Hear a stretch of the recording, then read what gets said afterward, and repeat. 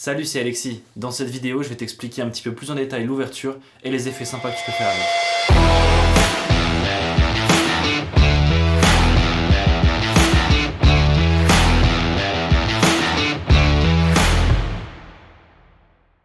Tout d'abord, si tu n'as pas vu ma vidéo sur le triangle d'exposition, je t'invite à aller la voir avant, histoire de pas trop être perdu et de savoir de quoi on parle. Pour rappel, dans ton objectif, tu as un diaphragme qui s'ouvre ou qui se ferme pour faire entrer plus ou moins de lumière à l'intérieur. En fonction de ton objectif, l'ouverture sera différente. En effet, une focale fixe ouvrira toujours plus qu'un zoom. L'ouverture maximum d'une focale fixe sera généralement autour des 1,8, 1,4, 1,2, voire 0,95, alors qu'un zoom, généralement, l'ouverture maximale sera autour de 2,8, voire 4. De plus, certains zooms ont des ouvertures fixes et d'autres zooms ont des ouvertures glissantes. Qu'est-ce que c'est ? Eh bien tout simplement, en fait c'est l'ouverture maximale. Sur les zooms à ouverture fixe, elle sera toujours la même qu'on soit à une focale ou à une autre, alors que sur un zoom à une ouverture glissante, en fait ton ouverture maximale sera différente en fonction de ta focale. Prenons par exemple ce Tamron 70-180. C'est un zoom qui va de la focale 70 à la focale 180 avec une ouverture fixe de 2,8.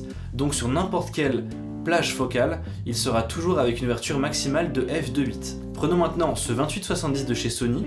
C'est l'objectif kit vendu avec les Sony Alpha. Là on peut voir par contre que l'ouverture est glissante, elle va de 3,5 à 5,6. En fait ça veut dire que quand on est à 28 mm, l'ouverture maximale est à 3,5, alors que quand on est à 70, l'ouverture maximale est à 5,6. On retrouvera ces ouvertures glissantes sur des zooms d'un petit peu moins bonne qualité, comme là par exemple le zoom de chez Sony qui est fourni avec la caméra, mais aussi sur des zooms qui sont généralement beaucoup plus volumineux, comme par exemple un 200-600. Autre petite spécificité, en fait ce diaphragme donc, qui est constitué de plusieurs lamelles, en fait va différer en fonction de ton objectif aussi par le nombre de lamelles, c'est-à-dire qu'il y en a qui vont avoir 6 lamelles, d'autres 8, d'autres 12, ça dépend vraiment de ton objectif. Ça changera aussi un petit peu le rendu à l'image, mais ça, on y reviendra plus tard. Comme tu as pu le voir dans la vidéo sur le triangle d'exposition, plus ton diaphragme est ouvert, comme un 8 ou un 4, plus ton image sera lumineuse et plus tu auras une petite profondeur de champ. Au contraire, plus ton diaphragme sera fermé, comme f8 et plus, eh bien plus grande sera ta profondeur de champ, mais moins lumineuse sera ton image. Ça va nous permettre de faire plusieurs choses. Déjà, à pleine ouverture, si on ouvre entièrement son diaphragme, eh bien, ça va nous permettre d'isoler plus son sujet et de faire un joli fond d'arrière-plan qu'on appelle le bokeh. Attention cependant, à la pleine ouverture, on va avoir un bokeh super, mais par contre on va perdre un petit peu en détail, en piqué et en couleur.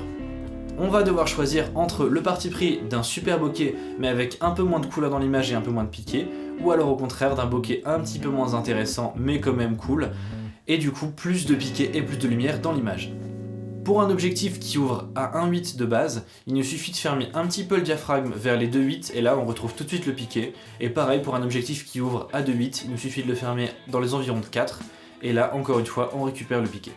Alors attention, autre chose, plus l'ouverture est grande et plus il sera difficile de faire sa mise au point parce que tout simplement la profondeur de champ sera beaucoup plus petite. Pour les objectifs qui ont vraiment une grande ouverture, attention également à ne pas avoir les yeux nets mais le bout du nez flou, c'est pas toujours très joli en portrait. Si maintenant on ferme un peu plus son diaphragme, on va avoir une plus grande profondeur de champ, ce qui va être l'idéal pour la photo de paysage. Attention encore une fois, là si on ferme un peu trop son diaphragme, on va un peu perdre en piqué, donc ce sera encore une fois une question de compromis. Alors, tout à l'heure je te parlais du nombre de lamelles de ton diaphragme, en fait plus ton diaphragme est composé de lamelles et plus ton bokeh va être doux. Concrètement, si tu as un diaphragme avec 5 lamelles, sur les petites billes de bokeh que tu vas pouvoir voir sur les lumières, on est généralement sur une forme un petit peu hexagonale, alors que si tu as plus de lamelles, eh ben, tu as beaucoup plus d'angles et donc du coup, tes billes de bokeh seront plus rondes, ce qui est logique. C'est un petit peu comme le nombre de pixels dans une image. Plus tu as de pixels, eh ben, moins ça va te paraître carré dans les angles. Je vais maintenant te donner quelques petits conseils. Le premier, je te conseille d'aller essayer en fin de journée ou même de nuit, en ville par exemple, comme ça tu auras vraiment des jolies lumières.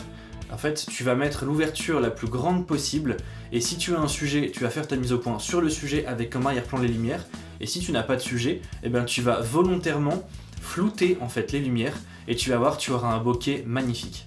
En fait, tes lumières vont ressortir comme des petites billes colorées et tu verras en arrière-plan sur un portrait, c'est vraiment le top.